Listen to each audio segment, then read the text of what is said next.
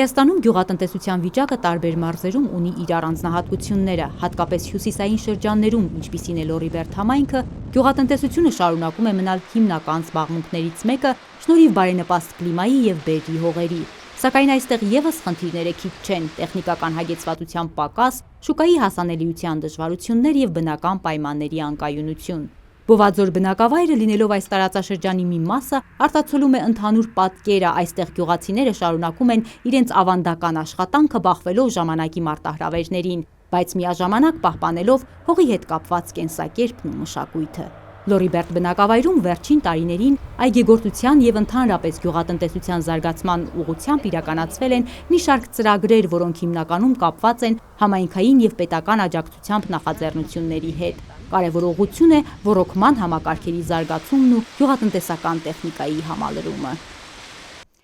Այժմ գտնվում ենք Լորիբերդ համայնքի Բովաձոր բնակավայրում։ Այստեղ մեկնարկել են գարնանացանի աշխատանքները։ Մեր այս պատմության հերոս Արմեն Ջաղենյանը զբաղվում է ազնվամորու և եգիպտացորենի մշակմամբ։ Խնդիրները հիմնականում փորձում է լուծել սեփական միջոցներով։ Արդեն 4-րդ տարին է այս տարի, որ զբաղվում ենք այդ Մալինի այգով, ազնվամորու ու կամաց լայնում ենք։ Սկզբից այս փոքր տարածքի վրա ենք դրել, հետագայում արդեն անց են կացել ավելի մեծ տարածքի,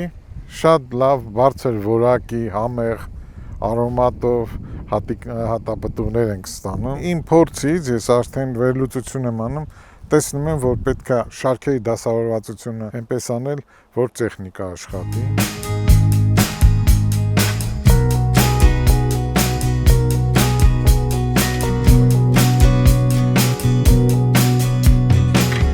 Սպառման հետ կապված պետք է նաև ունենալ արտադրական սորտեր, որոնք, ասենք, մի քիչ երկար են դիմանում, ասենք, շաքարները կամ հյութը, ջրերը պտուղների մեջը քիչ են ու նրանք շուտ չեն փչանում, կարելի է տեղափոխել ուրիշ տեղ իրացնել։ Իսկ այս սորտը, որ հիմա ես ունեմ, դա պետք է տեղում վերամշակել, ինչ-որ բաներ պատրաստել կամ էլ տեղում իրացնել շուտ։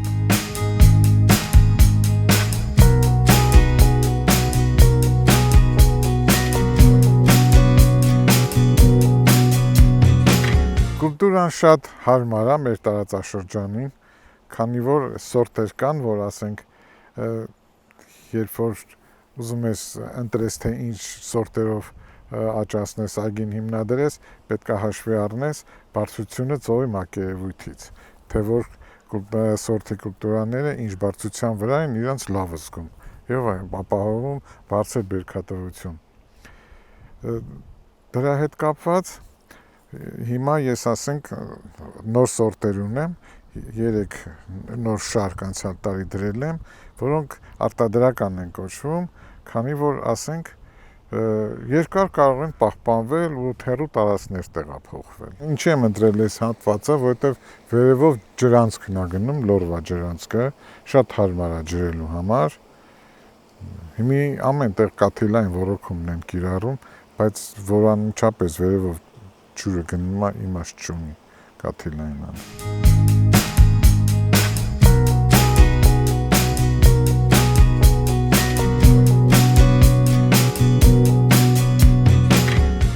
Եգիպտացորեն մշակող եմ, անցյալ տարի երաշտեղ էր, ես գեր վաղա հասեի ցանել հատիկ ստանալու համար։ Մի փոքր բարձրացավ ու ծաղկեց, էլ չբարձրացավ։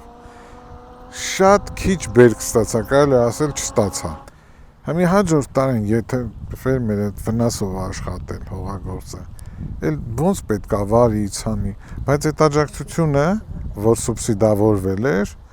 ինձ ահագին հենց հնարավորություն տվեց, որ ես նորից աշնանը հողերը վարեցի, հիմա էլ պատրաստ եմ, սպասում եմ ցանքի օրերը գան։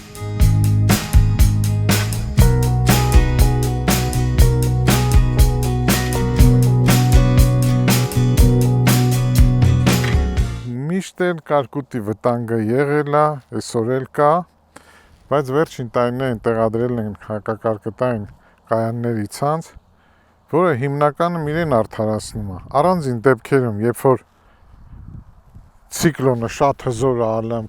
քամու արագությունը շատ մեծ է լինում, այն ժամանակ ոնց որ թե այս տիպի կայանները ամբողջովին չեն կարող իրանց արդարացնել։ Հիմա ես անցյալ տարի ձեռք եմ բերել որոշակի նյութեր, որպեսզի հակակարկտային ցանցեր տեղադրեմ իմ միջոցներով, բայց շատ քիչ է, երևի մի 1000 քառակուսի մետր կծածկի այս տարվան։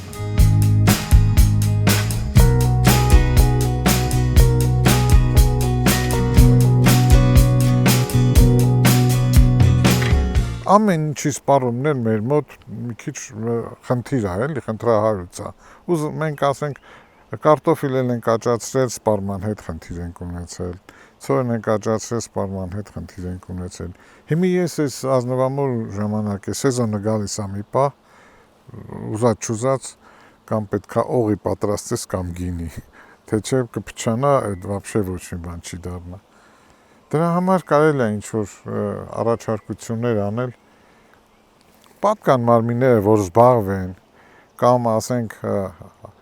արտահանման համար, կամ վերամշակման համար, որ ասենք ինքն էլ որ ասենք այդքան երկար դիմացող չի, որպես հատապտուղ, ոչ մոտիկ տեղերում, ասենք օրինակ, որ պահածոների գործարաններ կարելի է տանել, հանձնել պահածոյի գործարանը։ Կան, հիմա ես հետաքրքրվել եմ, դե առայժմ ես ամենաշատը այդ անցած տարիների, այս տարի եմ ակնկալում շատ բերք քանակությամբ, կան, բայց շատ քիչ է բանը մասշտաբները, էլի, ասենք, որ իրանք գնում ես, ասում արդեն մենք վերցրել ենք, լավ որ արդեն ավելին չենք կարող վերամշակել։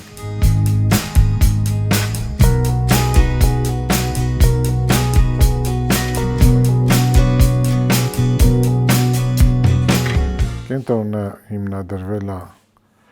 13 թվականին, գործառույթները ամեն ինչով էլ զբաղվում է, ինչ որ կապված է գյուղատնտեսության հետ եւ անասնաբուծության ոլորտում եւ անասնաբուժության, այո նաեւ ասենք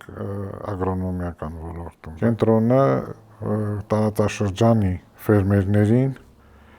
տրամադրում է անասնաբուժական գիտելիքներ, փորձեր, նորություններ, գիտության նոր նվաճումներ, անցկացնում սեմինար պարապմունքներ, որը լրիվ կապված է անասնաբուժության հետ։ Կատարում ենք նաև սերմնավորում խոշոր եղջերուար կենդանիների եւ խոզերի։ Արդեն բավականին հաջողություններ ունենք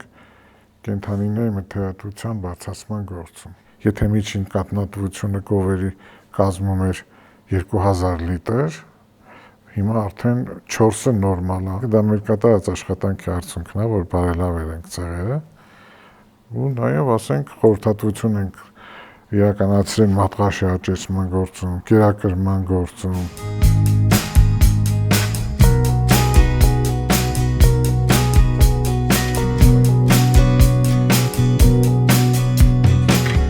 Այս ոլորտում, որպեսզի տեսնում եմ կառավարության աջակցությունը հետևյալ ուղղություններով։ Սկզբից պետքա լավ կադրեր պատրաստել, այսինքն հենց դպրոցից, եթե դպրոցում լավ սովորած չլի, ասենք աշակերտը, հետո անասնաբուժ կդառնա, ասենք պրակտիկ գիտելիքներ, կսովորի ոնց կտրեն, հատեն, թեկուզ ասենք եղջերահատումը, թեկուզ ասենք ամորձահատումը եւ այլ, բայց մինչեւ ասենք բիոքիմիա չիմանա,